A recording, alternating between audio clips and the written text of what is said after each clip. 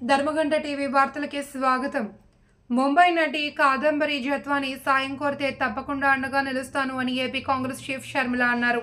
ఆమెపై వేధింపుల వ్యవహారంలో మాజీ సీఎం జగన్ సమాధానం చెప్పాలి అని డిమాండ్ చేశారు. స్నేహితుడు సద్దన్ జిందాల్ని కాపాడేందుకు జగన్ ఎంతలా దిగజారుతారని ఊహించలేదని అన్నారు. ఈ అంశంపై ఎంక్వైరీ జరగాలి అని డిమాండ్ చేశారు.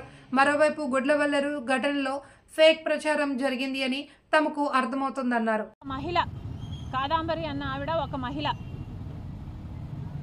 నాకు తెలిసి నేను కనుక్కుంటే నాకు తెలిసిన విషయం ఆవిడ ఒక డాక్టర్ అని, ఇంటర్నేషనల్ ఇన్స్టిట్యూట్స్కి రీసెర్చ్ పేపర్స్ కూడా రాసింది అని, ఒక అకంప్లిష్డ్ ఉమెన్ అని, ఆమె యాక్టింగ్ ఫీల్డ్లోకి వచ్చి ఒక యాక్ట్రెస్ అవుదాం అనుకున్నారని నాకు అర్థమైన విషయం.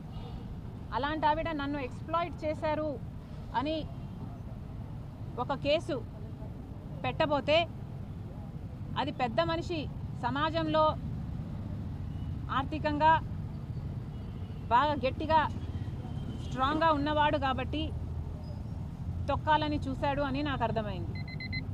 కానీ ఒకటి ఆలోచన చేయండి, నిజంగానే కాదంబరి అనే ఆవిడ రిసీవ్ చేయాలనుకుంటే, నిజంగానే మోసం చేస్తుంది ఆయనను అనుకుంటే, అన్ని డబ్బులున్నవాడు ఒక 50 కోట్లు 100 కోట్లు ఆవిడకిచ్చి ఆవిడ నోరు మూపించి ఉండగలడు.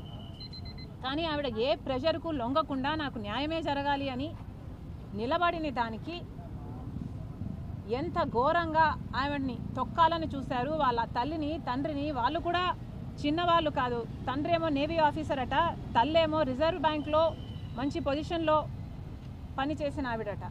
అలాంటి వాళ్ళని కూడా జైల్లో పెట్టి, ఈమెను కూడా జైల్లో పెట్టి ఎంత దారుణంగా వీళ్ళ పవర్ను దుర్వినియోగం చేసి ఐఏఎస్ ఆఫీసర్లతో సైతం 15 మందో 20 మందో ప్లెయిన్లో వెళ్ళి హుటాహుటిన ఆమెను ఇక్కడ తీసుకొచ్చి అరెస్ట్ చేయడం అన్నది ఇది అన్యాయమే కాదు, ఇది వికెడ్, ఇది క్రూవల్.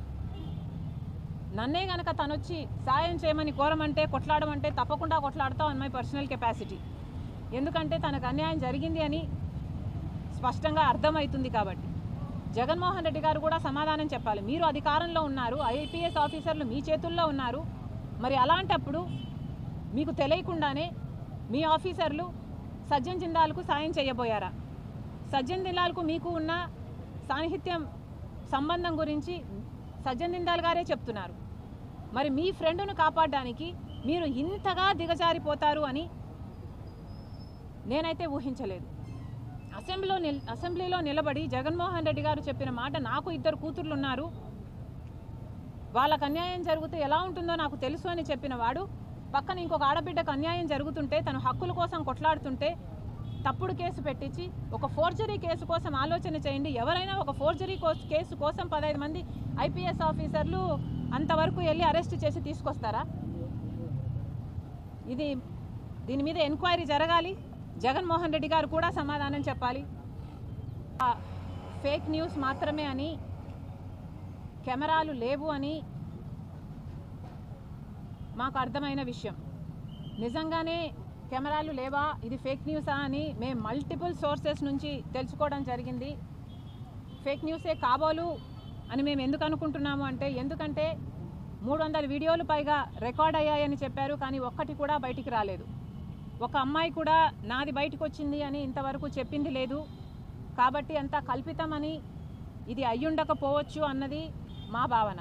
పర్సనల్గా ఏ అమ్మాయి అయినా, ఏ మహిళ అయినా ఒక ట్రయల్ రూమ్లోకి వెళ్ళినా, ఒక బాత్రూంలో వెళ్ళినా ఫస్ట్ చూసుకునేది చుట్టుపక్కల ఏమైనా ఉన్నాయా అని.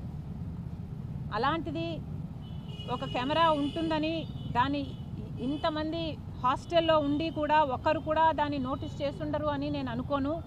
ఒకవేళ షవర్ లోపల ఇన్విజిబుల్గా పెట్టినా, షవర్లో నీళ్లు పడినప్పుడు అది బ్లర్ అయిపోతుంది, అది సాధ్యం కాకపోవచ్చు. ఇవన్నీ ఆలోచన చేసి అది ఫేక్ న్యూస్ మాత్రమే అనే నిర్ధారణకు మేము వచ్చాం. ఒకవేళ అది కాదు, నిజమే అని మీలో ఎవరైనా ఎస్టాబ్లిష్ చేయగలిగితే చెప్పండి. Congress party is willing to fight to any lengths for the rights of those girls to do justice to them.